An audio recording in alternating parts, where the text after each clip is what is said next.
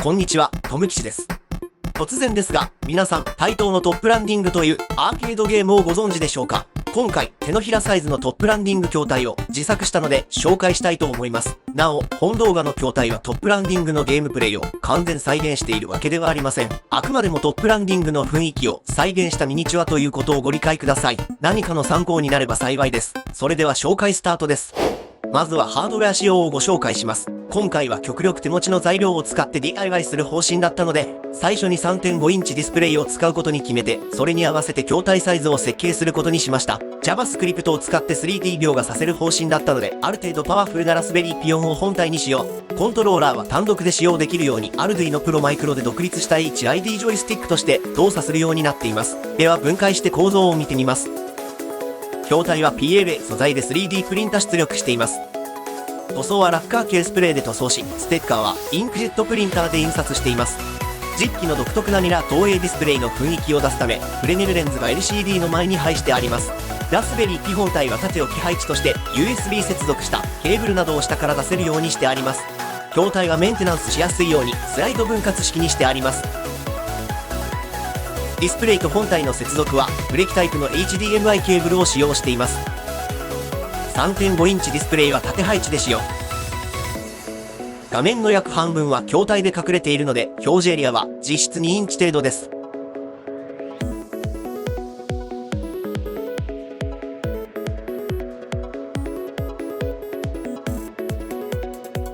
操縦桿の軸はオリジナルのトップランディングと同じく上下に移動させることによってピッチ制御を行うタイプです。ピッチ、ロール軸にはボールベアリングを使用しているので、フリクションがほぼなくスムースにセンターに戻ります。センタリング機構はジョイスティックでは一般的なカムとスプリングを利用した機構ですが、FDM 方式で 3D プリントした構造の強度、サイズと精度を両立させるためにかなり試作をしました。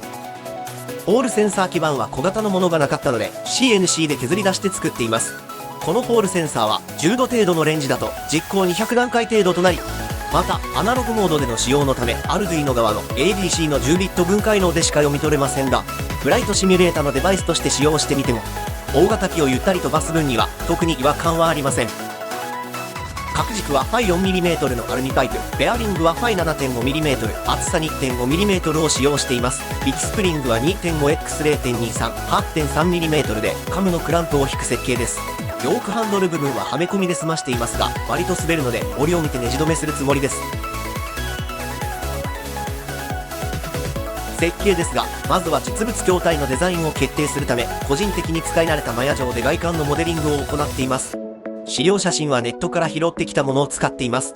筐体のサイズは人物サイズから推定して決めたので、実は正確なスケールは不明です。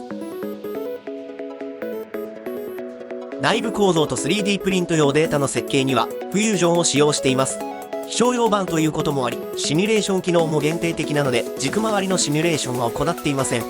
そのため何回か実際に出力して構造の検討を行っています。ソフトウェアは ECMA スクリプト上で 3JS を利用し、それらしいシミュレータを作って動かしています。実はこのスクリプトは 3JS の調査をしていたらいつの間にかできてしまっていたジャンクソースが元になっています。最近の 3JS の USDZ 対応状況を調べていただけなのに、どうしてこうなったという感じですね。地形は羽田空港周辺のミローポリでモデリングしています。トップランディング発売当時はなかった D 滑走路があるのはご愛嬌です。3JS で動いているので、ブラウザが動けばどこでも動きますし、ウェイトを外すと 4K でヌルヌル極トップランディング風のゲームが実現できます。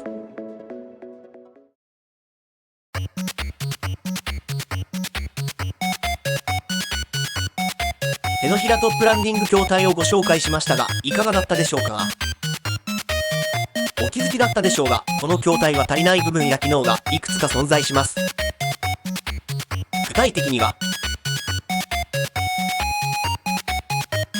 スタートボタンがない、スピーカーがない、ゲームとして未完成。折を見てこの辺りを改良していこうかと考えています。